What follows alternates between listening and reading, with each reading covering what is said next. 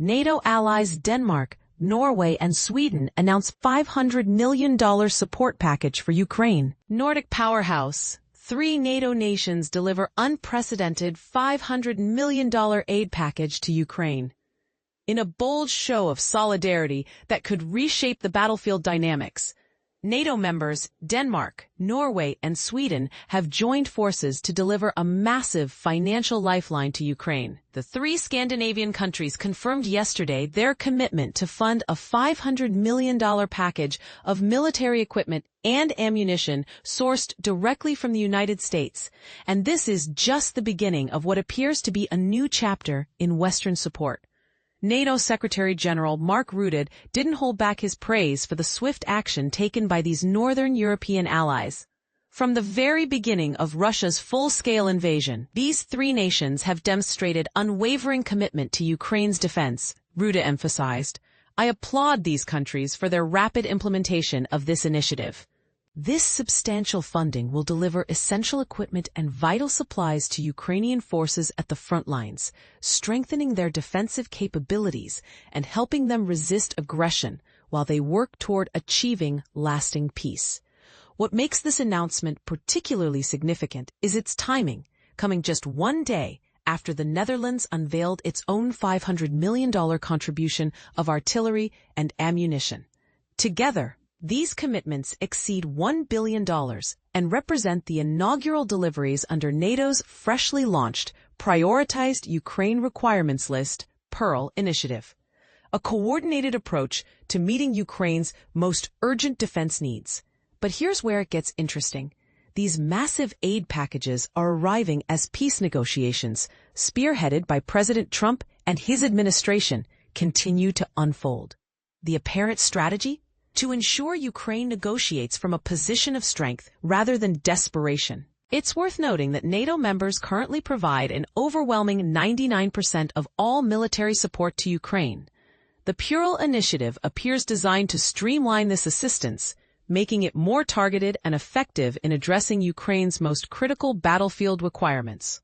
And this is the part most people miss.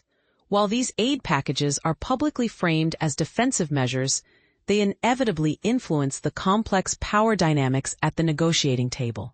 Does providing weapons during peace talks accelerate or hinder the path to resolution? Are these billion-dollar commitments truly about defense, or do they serve broader geopolitical objectives? What do you think? Should NATO continue ramping up military support during peace negotiations? Or would a temporary pause in weapons deliveries create a better atmosphere for diplomatic progress? Is this massive financial commitment justified when many NATO countries face economic challenges at home? Share your thoughts in the comments below. NATO project. Sweden, Norway, Denmark donate $500 million to send U.S. weapons to Ukraine. A bold move to counter Russian aggression. Nordic countries unite to support Ukraine with $500 million in U.S. weapons. In a powerful display of unity and determination, Sweden, Norway, and Denmark have joined forces to contribute a staggering $500 million to a NATO-led initiative aimed at supplying Ukraine with crucial U.S. weapons, including Patriot missiles. This decisive action is a direct response to Russia's ongoing aggression against Ukraine. And it sends a clear message that these Nordic countries will not stand idly by while Ukraine fights for its sovereignty. The recent announcement by U.S. President Donald Trump that the United States would supply weapons to Ukraine, paid for by European allies, sparked widespread interest and raised questions about the logistics of such an arrangement. Now, with the Nordic countries' commitment, the plan is starting to take shape. Norwegian Defense Minister Tore O. Sandvik emphasized the importance of swift action, stating, "We want to ensure that Ukraine quickly receives the equipment it needs, while strengthening NATO cooperation on Ukraine's defense and securing peace on Ukrainian terms." This sentiment is echoed by Ukraine's President Volodymyr Zelensky, who hailed the measure as a new foundation for long-term security across Europe.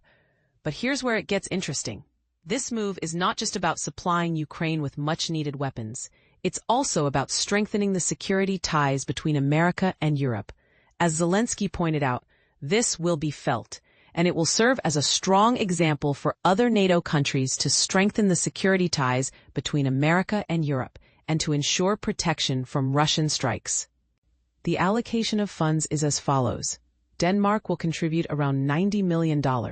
Norway will provide approximately $146 million, and Sweden will commit a substantial $275 million to the package, which includes Patriot missiles, air defense equipment, and anti-tank munitions. While some may argue that this move is a provocation against Russia, others see it as a necessary step to counter Russian aggression. The question remains, will this bold move be enough to deter Russia, or will it escalate the conflict further? Share your thoughts in the comments below. NATO Secretary-General Mark Rutte welcomed the Nordic countries' swift action, stating that the alliance is grateful for their fast action to fund the package. The Netherlands has also joined the effort, announcing its participation with a contribution of €500 million. As the situation continues to unfold, one thing is clear. The Nordic countries' commitment to supporting Ukraine is a significant development in the ongoing conflict. But what do you think? Should other NATO countries follow suit, or is this a recipe for disaster? Join the conversation and share your thoughts. $1 billion US weapons for Ukraine. 4 EU nations unite in massive arms deal. Imagine a world where the innocent are caught in the crossfire of global power struggles. That's the reality for Ukrainians, who are fighting to survive against relentless Russian aggression. But here's where it gets controversial. 4 European nations have stepped up to support Ukraine in its time of need, agreeing to purchase a combined $1 billion in American weapons. This unprecedented move was announced by former President Trump last month. A decision that has far-reaching implications for the ongoing conflict in Eastern Europe. Ukrainian President Volodymyr Zelensky expressed his gratitude for the assistance, stating, "We already have commitments from the Netherlands, Sweden, Norway, and Denmark, over $1 billion for American weapons that Ukraine will receive. Thank you. This cooperation with NATO countries will continue." His words, shared on social media, reflect a sense of relief and hope amidst the chaos of war. The Netherlands, in particular, has pledged to send American missiles and other components for the U.S. Patriot air defense systems already deployed in Ukraine. These Patriot batteries are crucial for defending against incoming Russian missiles, which have become increasingly frequent and brutal. Ukrainian officials emphasize the urgent need for additional missiles to protect their citizens and infrastructure from escalating Russian airstrikes. Sweden, Norway, and Denmark have also committed to providing a collective $500 million in U.S. weapons, though the specific armaments have not been disclosed yet. This collective effort showcases a growing sense of solidarity among European nations in the face of Russian aggression.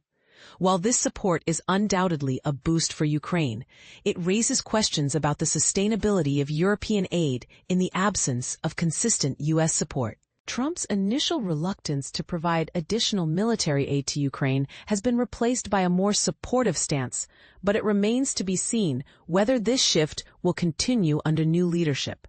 The U.S. has already provided approximately $75 billion in military assistance to Ukraine since Russia's full-scale invasion in 2022, far surpassing any other country's contributions. However, as European nations step up their support, it's unclear whether this will be enough to offset the potential loss of U.S. aid.